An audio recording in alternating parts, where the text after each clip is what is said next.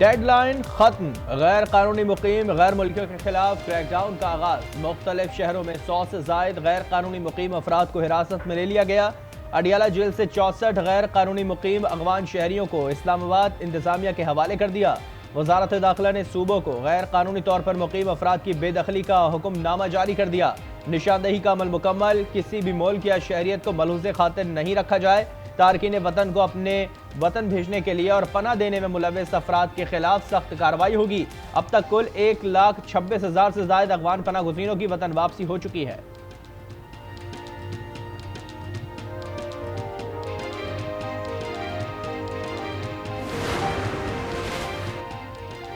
کراچی میں پولیس کے سوراب کوٹ، الاسف اور اطراف میں اعلانات۔ غیر قانونی طور پر مقیم افراد کو آخری وارننگ، رضاکارانہ طور پر جانے والے رابطہ کر کے رجسٹریشن کروا سکتے ہیں۔ واپس جانے والے تارکین وطن کو ٹرانسپورٹ فراہم کی جائے گی۔ لاہور میں ٹھوکر نیاز بیگ پناہ گاہ کو غیر قانونی غیر ملکیوں کے لیے عارضی کیمپ بنا دیا۔ نادرا کی گاڑی بھی ریکارڈ کے لیے موجود۔ خیبر کی تحصیل لنڈی کوتل میں غیر ملکیوں کی ملک بدری یقینی بنانے کے لیے قائم ہولڈنگ سینٹر فعال۔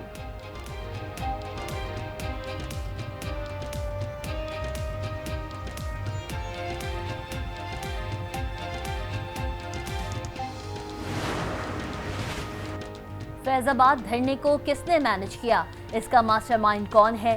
چیف جسٹس کا استفسار۔ فیض آباد دھرنا نظر ثانی کیس کی سماعت، وفاقی حکومت کی فیکٹ فائنڈنگ کمیٹی مسترد، انکوائری کمیشن تشکیل دینے کی تجویز۔ اٹارنی جنرل کی عدالت کو 2 دن میں آگاہ کرنے کی یقین دہانی۔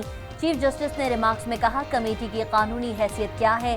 دستاویز صرف کاغذ کا ٹکڑا ہے، کاغذ کے ٹکڑوں سے پاکستان نہیں چلے گا۔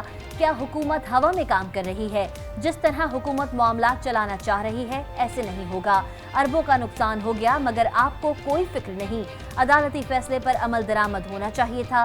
ابصار عالم نے وزارت دفاع کے ملازم پر سنگین الزامات عائد کیے ہیں۔ جسٹس اطہر من اللہ نے کہا کیا ریاستی امور آئین کے مطابق چلائے جا رہے ہیں؟ کمیٹی کس قانون کے تحت قائم کی گئی؟ کیا منظوری وفاقی کابینہ سے لی گئی؟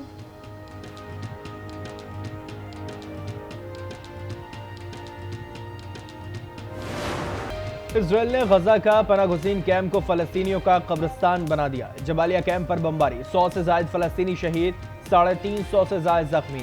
1 ٹن کے 6 امریکی بم گرائے گئے، 23 رہائشی عمارتیں تباہ۔ کیمپ ملبے کا ڈھیر بن گیا، 3000 کے قریب لوگوں کے ملبے تلے دبے ہونے کا خدشہ۔ وسطی غزہ میں مختلف مقامات پر بمباری، درجنوں فلسطینی شہید ہو گئے، تعداد 8600 سے زائد ہو گئی، خواتین اور بچے بھی شامل۔ 23000 سے زائد زخمی ہیں، 21 اسپتال متاثر۔ غزہ میں ایک مرتبہ پھر فون اور انٹرنیٹ کی فراہمی معطل۔ الشفا اور انڈونیشین اسپتال میں چند گھنٹوں کا فیول باقی رہ گیا۔ زخمیوں کی حالت تشویشناک، 24 گھنٹے میں 59 امدادی ٹرک غزہ میں داخل۔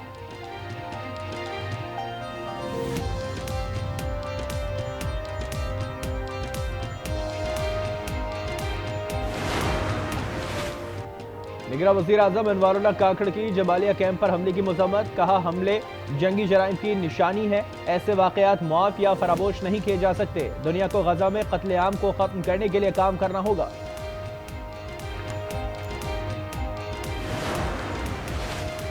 فلسطینی نسل کشی نے عالمی ضمیر جھنجھوڑنا شروع کر دیا۔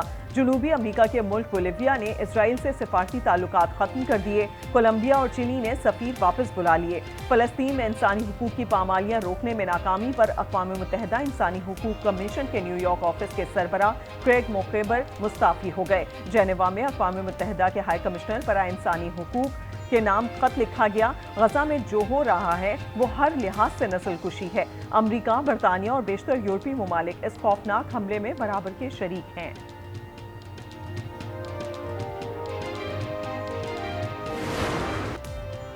امریکی امدادی سینیٹ کمیٹی میں بھی غزہ جنگ کے خلاف آواز اٹھ گئی۔ فلسطینیوں کے قتل عام میں امریکہ کا ہاتھ ہے، نعرے بلند، کچھ اراکین نے ہاتھ لال رنگ سے رنگے ہوئے تھے۔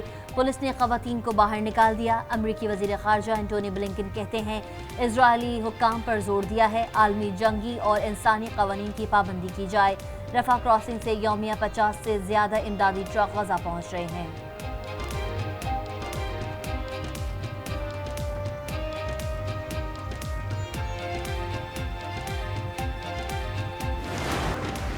لاہور ہائی کورٹ کا کمشنر کو اسموگ ایمرجنسی ڈکلیئر کرنے کا حکم، آلودگی پھیلانے والی فیکٹریوں کو تاحکم ثانی سیل اور دھواں چھوڑنے والی گاڑیوں کو بھی بند کرنے کا حکم، کہا سائیکل چلانے کے رجحان کو فروغ دیں۔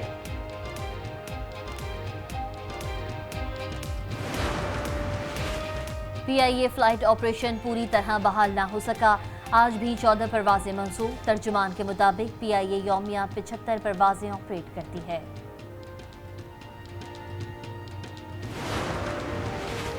حکومت کا پیٹرول اور ڈیزل کی قیمتیں برقرار رکھنے کا اعلان، مٹی کے تیل کی قیمت میں 3 روپے 82 پیسے کی کمی، نئی قیمت 211 روپے 3 پیسے لیٹر ہو گئی، لائٹ ڈیزل کی قیمت میں 3 روپے 40 پیسے کمی، نوٹیفیکیشن جاری۔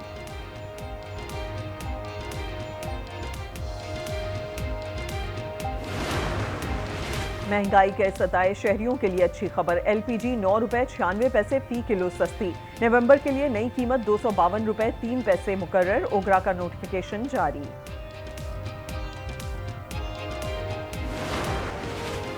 لال حویلی کھل گئی، تبلیغی اجتماع میں شرکت کے بعد شفٹ ہوں گا، شیخ رشید کا ٹویٹ، لکھا میرا 80% سامان، ٹیلی فون اور پیسے واپس کر دیے گئے ہیں، امید ہے باقی 20% بھی واپس کر دیے جائیں گے۔ ایف بی آئی کی ٹیکس وصولی ہدف سے 66 ارب روپے زائد رہی، 4 ماہ میں 27 کھرب 48 ارب روپے سے زائد ٹیکس جمع کیا، 158 ارب روپے کے ٹیکس ری فنڈز کی ادائیگی ہوئی۔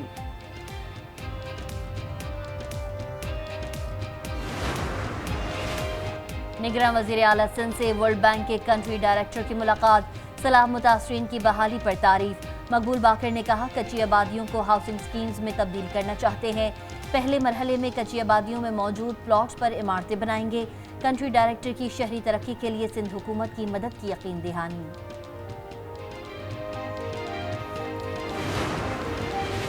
نگراں وزیر اعلیٰ پنجاب کا خالد بٹ چوک انڈر پاس کا دورہ، مزدوروں سے مصافحہ کیا اور کام کی پیش رفت کا جائزہ لیا، پروجیکٹ کے فنشنگ کے کاموں کا مشاہدہ کیا، کہا انڈر پاس رواں ماہ کے وسط تک ٹریفک کے لیے کھول دیا جائے گا۔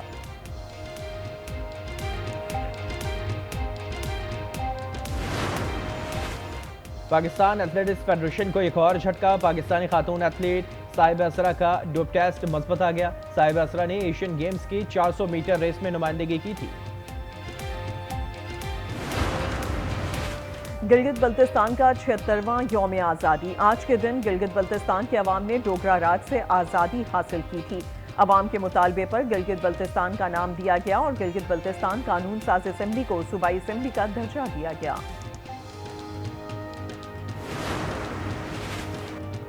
اور معروف مرزا نگار فاروق کیسر المعروف انکل سرگم کا 78واں یوم پیدائش، حکومت نے فنی خدمات کے اعتراف میں متعدد اعزازات سے بھی نوازا، گوگل کا خراج عقیدت، خصوصی ڈوڈل جاری۔